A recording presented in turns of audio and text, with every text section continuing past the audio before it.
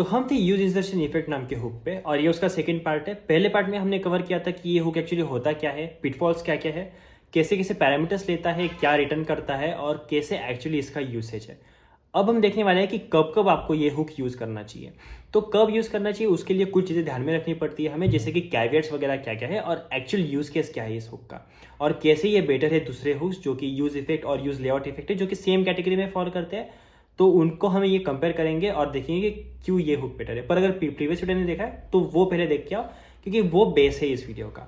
उससे समझ में आ गया कि एक्चुअली हुक क्या है। इसमें देखने वाले कि कैसे यूज़ करते हैं और क्यों यूज़ किया जाए। तो देखो, सबसे पहले कैविएट क्या है।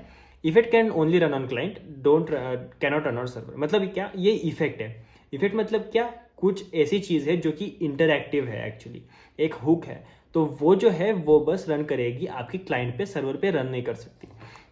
मतलब एसएसआर पे इसका यूज़ नहीं होगा और आप अपडेट नहीं कर सकते अपनी स्टेट्स को यूज इंसर्शन इफेक्ट में। तो इंसर्शन इफेक्ट में आप स्टेट वगैरह जो अपडेट करते हैं ना, हम वेरिएबल वगैरह डिफाइन करके यूज स्टेट से, वो आप नहीं कर सकते।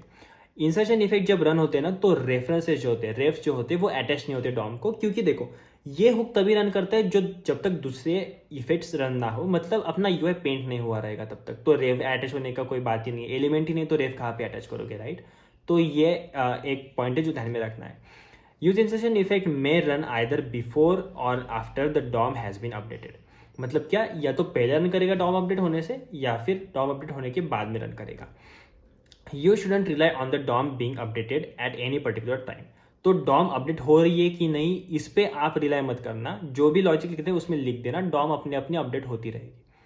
इसके बाद क्या, unlike other types of effect which fire clean up for every effect and then setup for every effect, use insertion hook will fire both cleanup and setup one component at a time. This results in a interleaving of the cleanup and setup function. मतलब क्या, ये interleaving बनाएगा cleanup और setup function, क्योंकि इसका flow जरा अलग है। कैसे, डिपेंडेंसी चेंज हुई तो क्लीनअप फायर करेगा, सेटअप फायर करेगा। और अगर डिपेंडेंसी वैसी ही रही, अगर आपका कंपोनेंट अनमाउंट हुआ तो क्या करेगा, क्लीनअप फायर करके अनमाउंट हो जाएगा। तो ये थोड़ा सा डिफरेंस है दूसरे इफेक्ट को अगर ध्यान में रखें तो।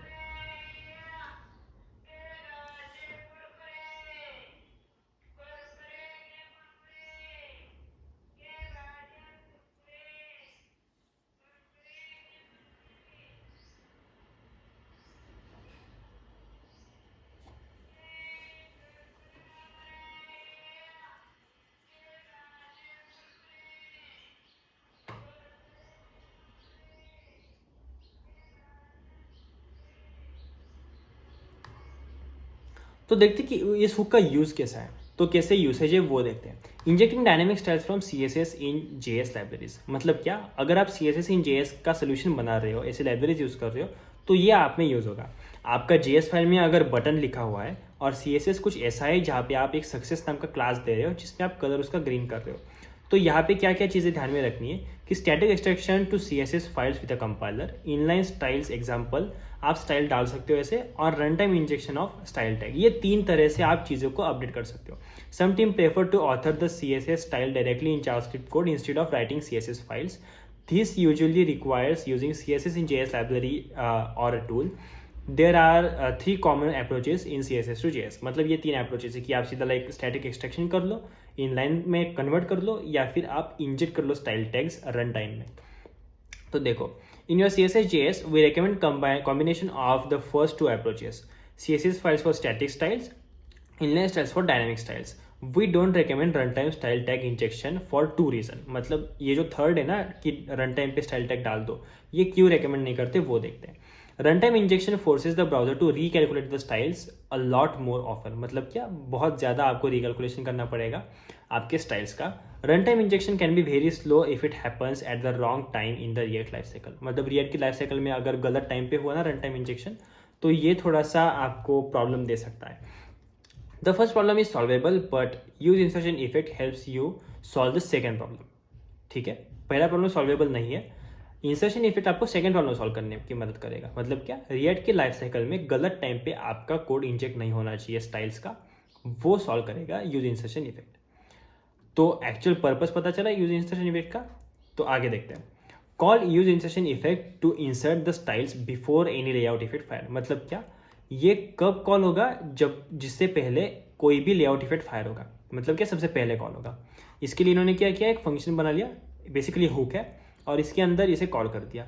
इसे कॉल करके ये क्या कर रहा है, इज इंसर्टेड नाम का एक सेट बना लिया इनसाइड योर CSS.js लाइब्रेरी, और इसमें देख रहे हैं कि इंसर्टेड में ये रूल है कि नहीं। अगर नहीं होगा तो आप ऐड कर दो, और document.head.append-child gate styles for rule, और ये रूल ऐड कर दो। तो मतलब ये रूल ऐड कर रहे हैं CSS का उसके लिए, और जब ये हुक कॉल होगा तो ये रूल ऐड हो जाएगा कहाँ पे, अपने हेड के चाइल्ड में, मतलब हेड के अंदर ऐड हो जाएगा। Similarly use effect and use insertion effect does not run on the server, मतलब यूज इफेक्ट जैसा यूज इंसर्शन इफेक्ट सर्वर पे रन नहीं करेगा। If you need to collect which CSS rules have been used on server, you can do it during rendering। मतलब आप rendering पे देख सकते हो कि ये सर्वर पे कौन से रूल्स एडेड है एक्चुअली, क्योंकि आप SSR और CSR का मिक्स यूज़ कर रहे होंगे तो आपको दिक्कत दे सकता है। तो यहाँ पे बस आप क्या करोगे, यूज CSS वाला जो आपका बनाया था आपने हुक, उस हुक के अंदर वो जब एग्जीक्यूट होगा तो देखोगे कि विंडो जब अनडिफाइंड है, इसका मतलब क्या, वो सर्वर पे है। तो कलेक्टेड CSS रूल्स में आप ऐड कर दोगे इस रूल को, मतलब क्या, सर्वर पे जो भी रूल्स है वो इधर ऐड हो जाएंगे, तो आप बाद में उसे एक्सेस कर सकते हो। इसी तरह से काम करता है यूज इंसर्शन इफेक्ट। यहाँ पे इन्होंने एक डीप डाइव दिया है, how is this better than injecting styles during rendering और यूज लेआउट इफेक्ट। इससे बेटर कैसे है वो देखते हैं। तो अगर आप स्टाइल्स को इंसर्ट करोगे during rendering and react is processing a non blocking update, मतलब नॉन ब्लॉकिंग अपडेट क्या, कि जो ब्लॉक नहीं हो रहा है ऐसा update, kind of asynchronous behaviour बोल सकते हो इसे। The browser will recalculate the styles every single frame while rendering a component tree which can be extremely slow, मतलब क्या, हर एक सिंगल फ्रेम पे आपका रिएक्ट उसे कैलकुलेट करेगा, जो कि स्लो हो सकता है, क्योंकि देखो हर फ्रेम पे 60 फ्रेम्स पर सेकंड का अगर आपका रिफ्रेश रेट चल रहा है, तो हर एक फ्रेम पे मतलब एक सेकंड में आपका कितने बार कैलकुलेट होगा, 60 बार, जो कि बहुत ज़्यादा स्लो है। Use insertion effect is better than inserting styles during use layout effect or use effect because it ensures that by the time other effect run in the component, the style tag have already been inserted. Otherwise, layout calculation in regular effect would be wrong due to outdated styles। मतलब क्या, जब आप effect, कौन से effect, use effect और layout effect में ये चीज़ें करोगे, तो कभी कभी ऐसा हो सकता है कि आपका स्टाइल टैग बाद में आ रहा है रिएक्ट के फ्लो में, तो इसलिए आपका आउटडेटेड स्टाइल्स मिले आपको, कैलकुलेशन थोड़े रॉन्ग हो। पर यूज इंसर्शन इफेक्ट क्या करता है, ये इफेक्ट एग्जीक्यूट होने से पहले विदाउट कंसिडरिंग कि डॉम रेंडर हुआ है कि नहीं, वो सीधा कैलकुलेशन करके इंसर्ट कर देगा। तो ये इंश्योर करेगा कि आपकी स्टाइल जो है वो अपडेटेड स्टाइल्स हो, लेटेस्ट स्टाइल्स आपको मिले। आई होप आपको समझ में आएगा कि क्यों यूज़ करना पड़ता है हमें यूज इंसर्शन इफेक्ट हुक, और कैसे इसका एक्चुअली यूसेज है। ज़्यादा तो CSS.js लाइब्रेरी के लिए है। अगर आपको इससे वैल्यू मिली होगी इस वीडियो से, तो वीडियो को लाइक करना बिल्कुल मत भूलना, अपने दोस्तों के साथ शेयर कर दो वीडियो को, और चैनल को सब्सक्राइब करना बिल्कुल मत भूलना, क्योंकि सब्सक्राइब करोगे तो थोड़ा मोटिवेशन आएगा, और ऐसे अच्छे वीडियोस बना के हम नॉलेज शेयर करते रहेंगे। मिलते हैं अगले वीडियो में, तब तक के लिए थैंक यू, बाय बाय।